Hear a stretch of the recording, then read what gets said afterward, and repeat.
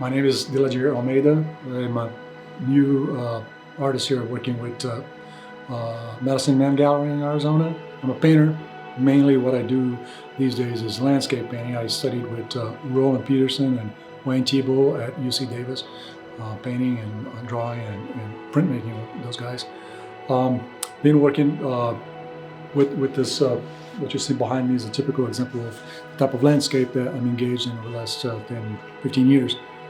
They're figurative paintings with a good dose of abstraction to them, and that seems to be where my interest will be for a while. A couple things worth noting about this piece. One of the things that I like to do occasionally, I do it quite often, is to just go back to a scene and repaint it after 1 or 2 years of having painted that scene. In this case, this is titled Behind Rocky Jam. Well, I painted the scene a couple years ago, but it was the flip side, so this element is on that side. And I was curious to see how I would interpret what's behind that scene. So I painted its mirror, like laterally reversed version of it, so that I could, one, still deal with those same elements. And ultimately, my interest in that exercise is to find how things change in my approach to it after a couple of years while painting the same scene, and make a comparison just to see, to triangulate my evolution by looking at those two things. But also, I want to throw in some curveballs and create problems and then go about solving them. So one of the things about this is that I like to go back and paint. Another thing is I like to bring in and conflate scenes from different moments, different places, into a new composition. So what you have here is this main scene, which is from Ghost Ranch, but the background I brought in from Arches. So that's a view that you get at Arches National Park that I brought in. And of course the sky is just, I'm trying to push my pictorial devices as far as I can go without falling off the edge. And in this case, it's a matter of texture and chroma, and see what I can get away with. Okay, the main challenge here is the composition as it is. When creating these things, I start with the main idea, the primary idea, and then I will create increasingly larger sketches in charcoal until I get to typically an 18 by 24, and that's my final sketch composition. After which I will go into composing on the canvas. As you can see here, the main idea is this nexus where things come to place and they radiate away from, and how to resolve that, because that's a difficult compositional idea to resolve satisfactorily without it seeming very static. So I shifted away from the center and below the vertical axis center as well, to create enough movement so that I could, create a picture that didn't feel like it was dead on arrival. So that was one issue. Obviously, another issue here is the chromatic amplitude of the painting, how much chroma I'm allowed to play in, and how I can bring in grace to support and hold on to that chroma. So it's a tricky one, because it's easy to just lose control over it. To my eyes, I was satisfied with the result for what it was, for the intent that I had in the beginning. Okay, this one is titled The Fauna in the Flora, and it doesn't take much to see what that means. Ostensibly, it's a Tuscan scene, but with my paintings, my intention primarily is to create something that transcends locale.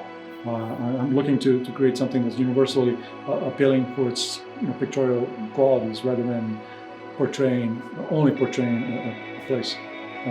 It's Tuscany, but it's really just a painting, just a landscape, and I'm trying to deal with the problems inherent to its local concerns. So I want to be playful with all these things. I want to just have the elements in there and begin to kind of move them and bully them around and see what's behind each one of those elements, and hence these figures that are popping out of the trees here, and how the fields have their color contrast, their value contrast, and how that plays into the larger formal composition. And this is an interesting problem because being a 1:2 format, you have to deal with all that horizontality and how much to put in there before it begins to get overpopulated, and where to leave spaces for the eye to rest before it moves on to the next challenge and try to process the shadow and these elements and these colors in each one of those quadrants. You never know where things are going to go when you start. You know you have a fundamental idea insofar as the formal composition goes. As I said when talking about a previous painting, I start composing from small little thumbnail sketches of the main fundamental idea, and then increasingly larger charcoal compositions until I arrive at the final, typically 18 by 24 size charcoal drawing, and then go on to reproduce that composition into the canvas and then begin to populate. But that's one thing. That's the formal composition. How the chromatic composition, how the temperature composition, and even the value composition is going to ultimately stabilize. You can't really guess, and I don't really want to. That's the fun of this game, is to allow the painting to paint itself. And it gets to a point where that's exactly how it happens. Every passage that you place in there will inform the next void to be filled, and then you end up with things that like this moment in which there's this red, intense red in here, with this green contrasting on top of it. Couldn't be I couldn't have guessed it, or had an idea of that would be a successful passage without it just happening. Even this just happened to fall in there out of the sky. It ended up being sort of an intellectual contrast with these elements right here. They're very organic and sort of ambiguous. You don't know if it's a tree or if it's an animal. And then you have this, which is obviously a structure. And it's really at the end there. So there's this ambiguity. What's happening? This is me speaking, right? That's how this appeals to me. Well, this is a 60 by 48, so slightly larger painting. Scale is part of the message. You like it or not, when you're changing scales. I mean, if I were to paint this piece on a 24 by 18, I would not be able to do exactly the same thing. It wouldn't be right. It wouldn't look the same. It would look different. It would be read differently, and it would be an entirely different visual message, in my opinion. So I have an opportunity to create more empty, if you will, moments, lighter reading moments on a large piece like that, and focus on its main axis, which is this verticality to it, and how the dimension of gravity applies, and how I can pull that in there and make the weights distribute themselves and slowly and nicely trickle down in a way that's balanced, so that you don't begin to kind of lean over when you look at this vertical thing. Vertical, the larger the painting, the more distance, of course, is required for proper reading. So it's a more difficult piece to place, because you need more space in front of it to get back and look at it and really read it properly.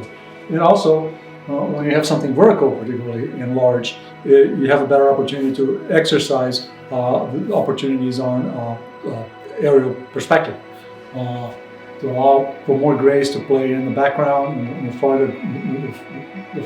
farther away from the picture plane you go, and work with edges, work with contrast, and bring in the blues and the grays. And that's what I played with in this. So the closer you come to the floor here, the more I allow to punch the chroma The more latitude of contrast and chroma will allow it to happen. And the farther back, the more subdued that relationship between the lights and the darks, the warms and the cools, and the edges will be. Less contrast.